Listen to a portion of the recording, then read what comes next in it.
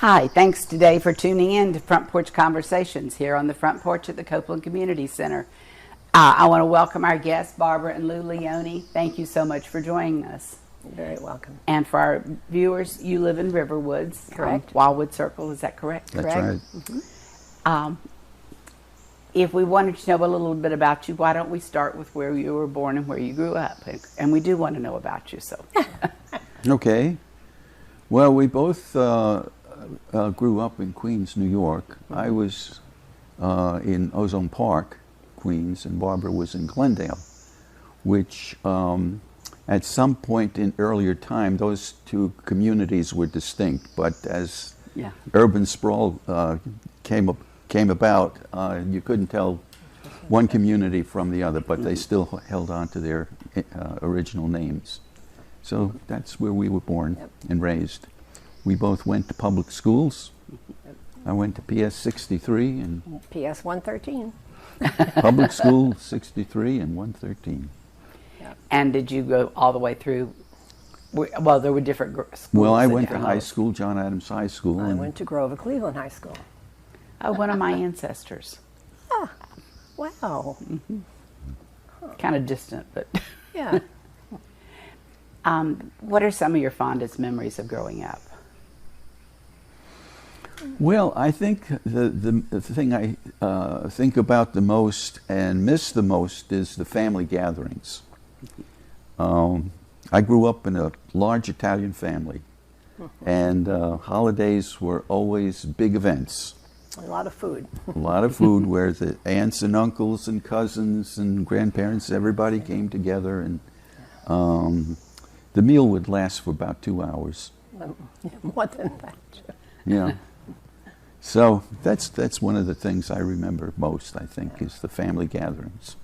And Barbara, are you of Italian heritage also? Polish and German. Proud Polish and German. Now, is that why you grew up in different neighborhoods? Because of Yeah.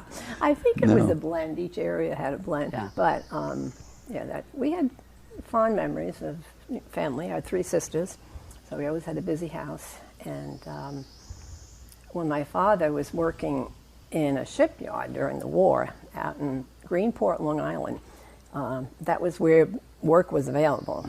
And then from that, we ended up having a summer house there. So Greenport was my precious little town.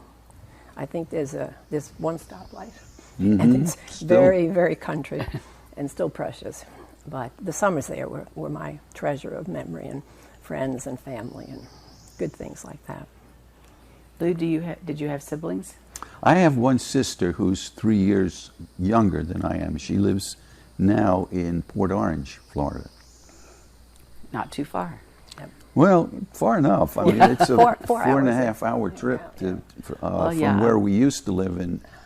Well, Sun City Center. we lived in Sun City Center for how many years? 17 years, yeah. And I retired from the church that I was serving there, so 3 times. 3 times, right. He kept getting called back. Where did you meet and when? Oh, that's easy. We met in church. Yeah. Barbara had a pastor that she liked, and I was a Methodist at that point in college, and I was thinking of seminary, so I was assisting in the Sunday service. And so one Sunday, as I was greeting people with the pastor after the service, Barbara came through, and I said, "Ooh, this is a nice young lady." So I invited her to the youth group that night, and she came, and the rest is history, as they say. Yep. Got married in January 11th, 1964. Right. You had graduated Wesley Theological Seminary in Washington, D.C. in June 63. 63. And off to Middletown, Connecticut. Mm. And we were in Connecticut 18 years before we moved to Florida. And during all that time, did you serve as a Methodist pastor? As a Methodist, yes. And then I think you took a different direction at some point. In Florida, yes. I was, well, let me back up. We came to Florida because I had been pursuing a ministry in pastoral counseling. And even though counseling is a historic function of the clergy, there are some of us who want to prepare academically and so forth for it, and that's what I was doing. And at that point, I was in a program at the Westchester Institute for Psychotherapy and Psychoanalysis, which is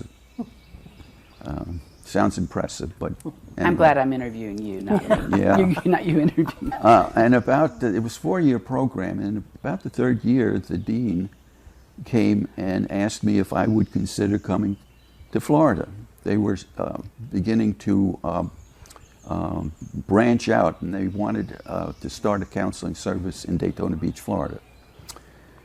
And at that time, it sounded like a good idea. So went home, we talked about it, and talked about it quite a bit because that was a major thing to do. Our children were 11 and 13. 11 and 13, so that's a little difficult for children, kids to do, to make a move at that point. But anyway, we did it, and I served as the pastoral counselor for the Counseling Center of Coastal Florida.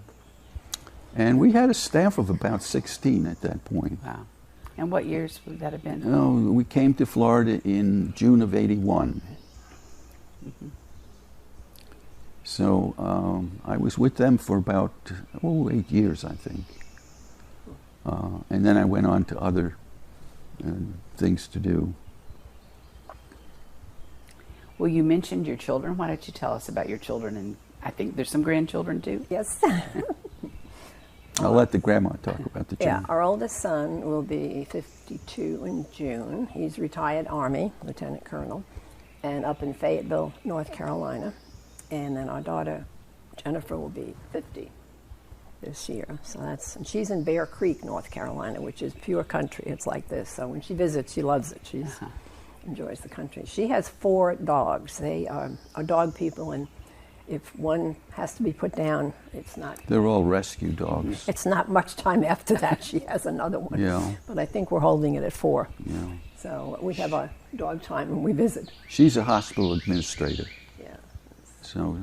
But her dogs, they have the best life. So, and then our grandchildren, our son and his wife Dawn, have 2 children. Blake was just 20, Trent was just 16, and Blake is attending West Point Military Academy, and he's in the 2nd year. So he's done well, and Trent, I think, is leading in that direction too. He's surpassed some time schedules with Eagle Scout and done all good things, just like Blake did. And I don't know what he'll do in 2 years, but 2 years will be a deciding factor for him. I think they're following in the footsteps of their father. Yeah. He retired as a lieutenant colonel. And he's It's been about 4 years now. 3, I think. 3, 4 years. But they're doing well. That We're he's very retired. proud of both boys. They're fun to be around, and I just memories of when they were little, would visit and stuff like that. So, but it's been good. When you were involved in the pastoral counseling, what were kind of the issues that you would be dealing with? Well, it was a kind of a general practice counseling service, so we dealt with all kinds of human situations. I'm licensed as a marriage and family counselor in the state of Florida, and so I saw lots of couples. I saw children, teenagers, older folks, seniors. So I kind of covered all the bases when I was in practice.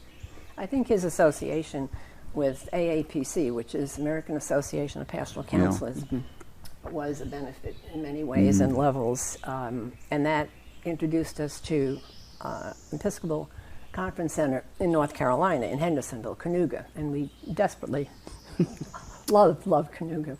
But when we moved here, I said, well, this is our little Canoga in Florida. Yeah. And we don't have to travel as much, but we treasured our times there. We must have gone around 20 times over the years. The AAPC Southern Conference had its annual And that started. in the fall because of the changing of the leagues. Yeah. So we that's how got we got to introduced, know and it was Canuga. wonderful. And, but very relaxing. So I was a fellow in AAPC and a clinical member of MFT, American Association of Marriage and Family Therapists. So All that alphabet soup gets All that confusing stuff at gets times. together. all those documents and diplomas are in a box up in the attic I now. think you should just put them up. It's funny because one time, as in a church function, and they were talking about introducing Lou, and they were saying, well, he has more degrees than a thermometer, and I really believe he does have more degrees. But he loved lifelong learning and lifelong reading. He just loves to read. So, Yeah. I think And now that I'm retired, he said, I can read for fun. You know yes. how it is. Yes. Yeah. There's a series that we found at the library at Canuga one time, Liturgical Mysteries, and I think there's 15. I think 13, maybe. Yeah, 13 to 15. He zipped through those like 1, 2, 3, and he would laugh reading. In the other room, he was just having such a good old time. But liturgical mysteries are a blessing. As a matter of fact, I gave Father George the first book in that series. And I don't think he ever got to read it because I hope now that he's retired and has more time. But I thought he would get a good kick out of it because I'm sure he would. And for our viewers, Father George is the recently retired priest Yes. at St. Luke's Episcopal Church in Precious, yes. Yeah. Barbara, what about your work career?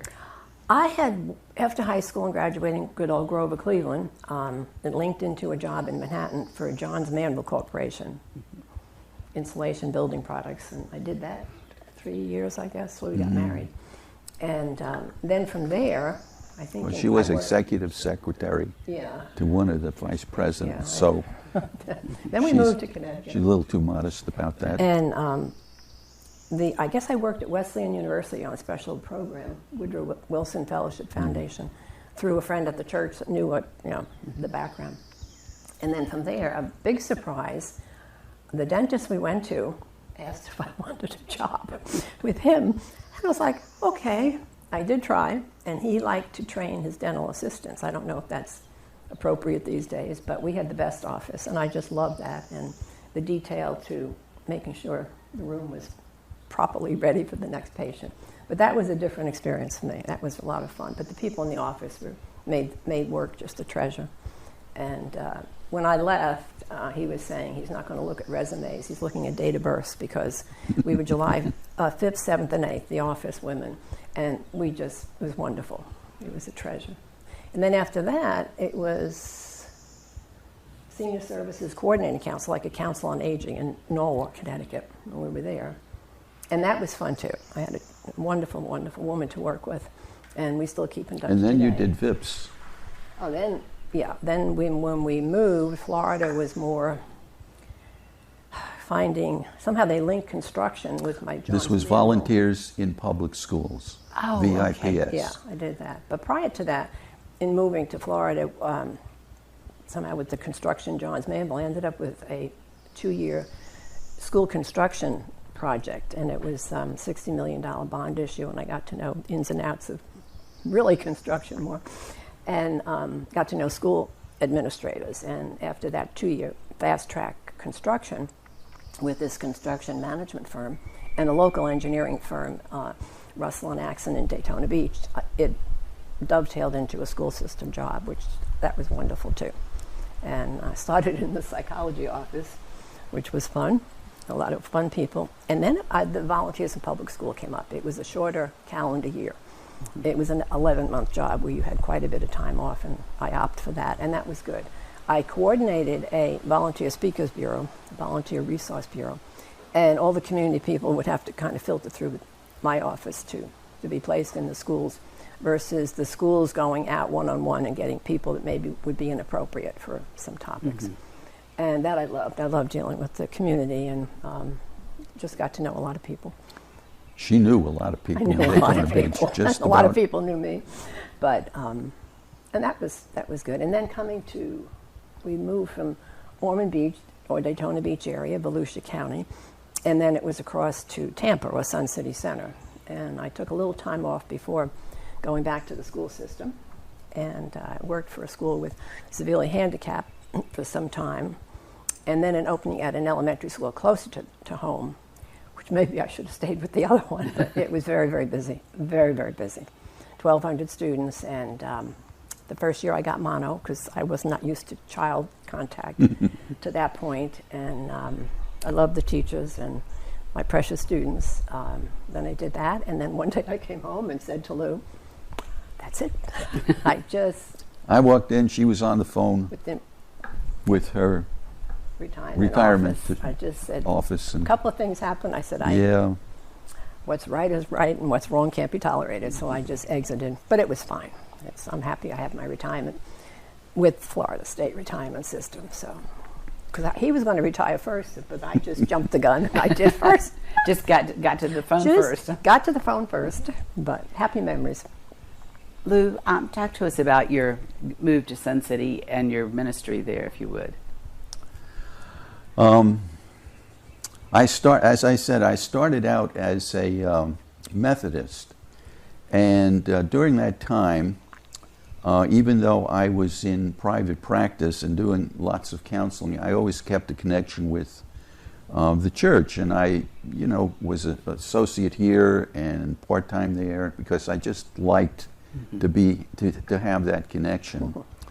And when we were in, it was in Daytona, that I I had a position as an associate in one of the United Church of Christ churches, UCC churches, that was there, and got to know some of the pastors in the area, and discovered that there was a program in Florida to get the Doctor of Ministry degree. And so that was very intriguing and interesting because I could do it while I worked, and I could take some time off in January and June to pursue this degree, which is what I did, and finally did earn a Doctor of Ministry from Eden Theological Seminary, which is a UCC seminary in St. Louis, Missouri, yeah.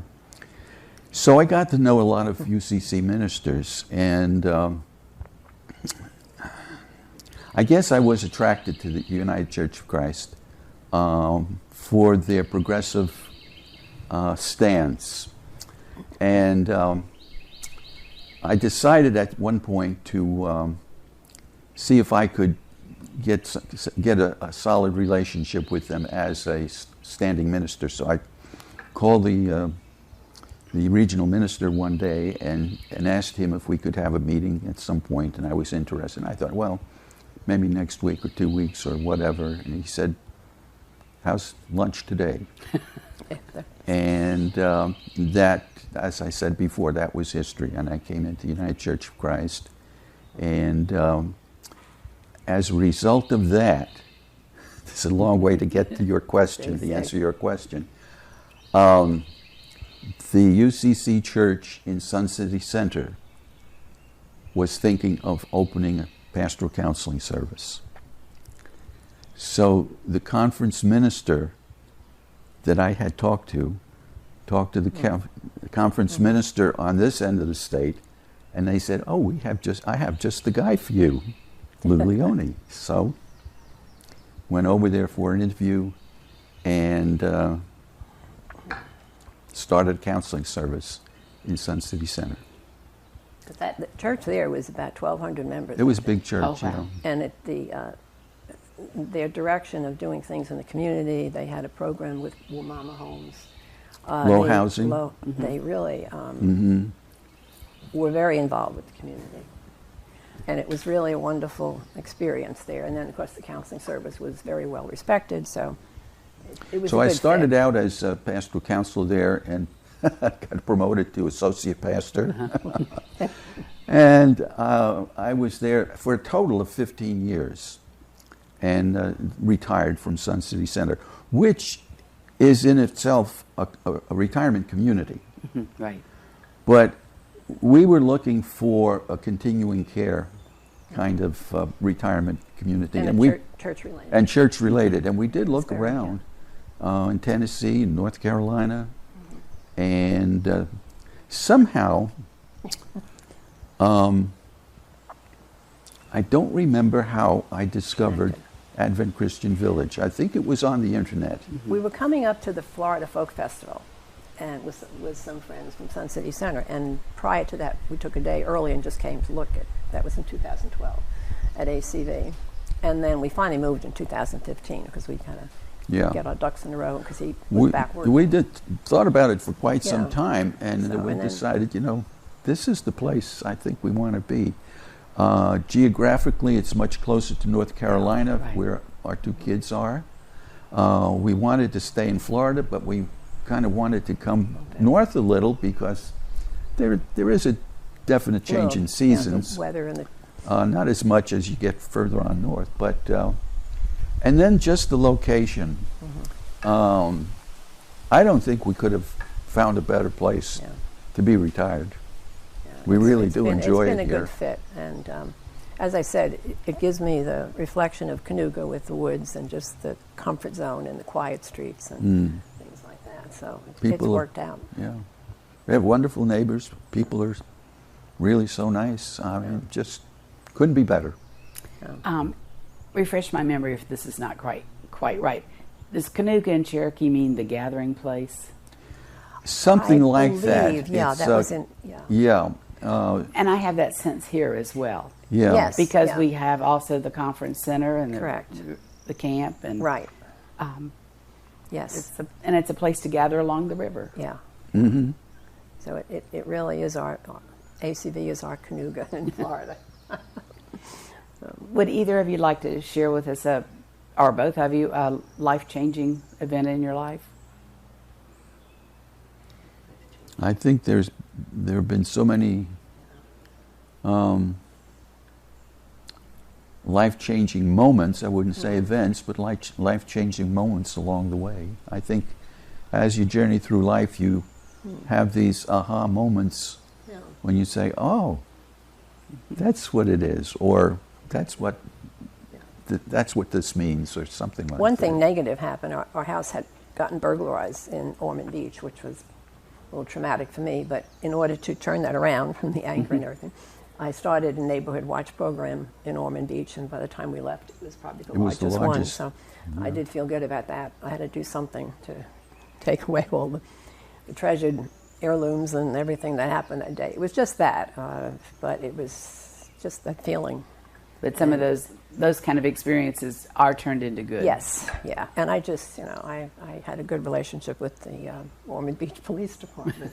And all my community people supported me with that I knew in the community. So we would have the programs. detective that was on this case did track down someone, portion. and he said to Barbara, he didn't know he was dealing with the wrong woman.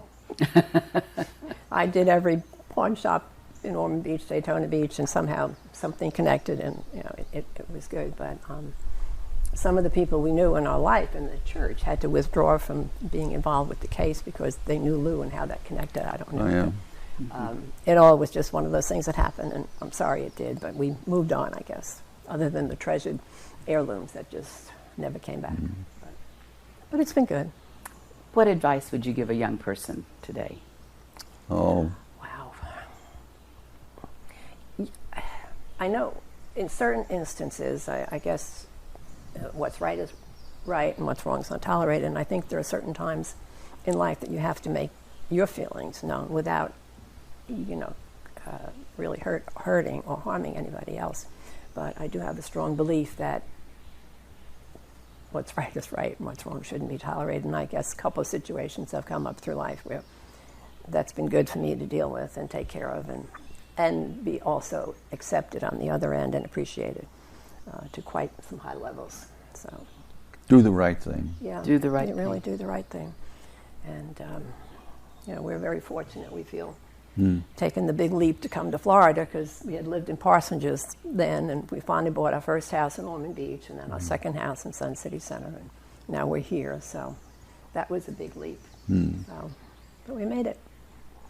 We made it. We made it. Anything I haven't asked you about you'd like to share with the viewers today? I know, Lou, you like your guitar, and Oh yes. I've always had an interest in music. Yeah, He's always I was did some singing. seminary singers and I was beyond, one of the soloists in seminary choir and in all the churches. in all the churches. Started out playing accordion. And Took some piano lessons. Yeah. And when I retired, I said, I want to play guitar. And that's what I did. Not well, but I... you've entertained at one of our birthday parties. That's and I right. appreciated Yeah. that. He goes from bluegrass. With a lot of help from some friends. Yeah. He can go from bluegrass in the days of Handel's Messiah and all the Yeah. music we have recordings of are precious. And it was just, our daughter played clarinet extremely well. And she said at one point, she said, I just want Dad to be as proud of me as I am of him in the singing. So he did bless the churches with his voice. Yeah. She was first chair in the orchestra at Daytona Beach Community Summer Theater. Summer Theater. Summer Yeah, she Theater, did first very chair, well. Yeah. clarinet. So she was a treasure. And first chair in clarinet means you're concertmaster. Oh, So Yeah, she we was were very- so surprised We went to at one of the performances. She gets up and tunes the I orchestra. was like, she didn't tell us. And I said, that's our That's our our, girl. that's our Pookie. No. We're And- very proud of them and Yes. of our grandchildren. Yeah, We are yeah, very, done very well. blessed. Turned out. Yeah. Yep. Well, thank you so much for Oh, you're joining very us today welcome. here. It was very, very nice. And I enjoyed the rocking chair. Good. And I've enjoyed the birds, and we're beginning to have a little wind maybe in the background, and maybe that'll bring us some rain. So tune in again and watch another Front Porch Conversation.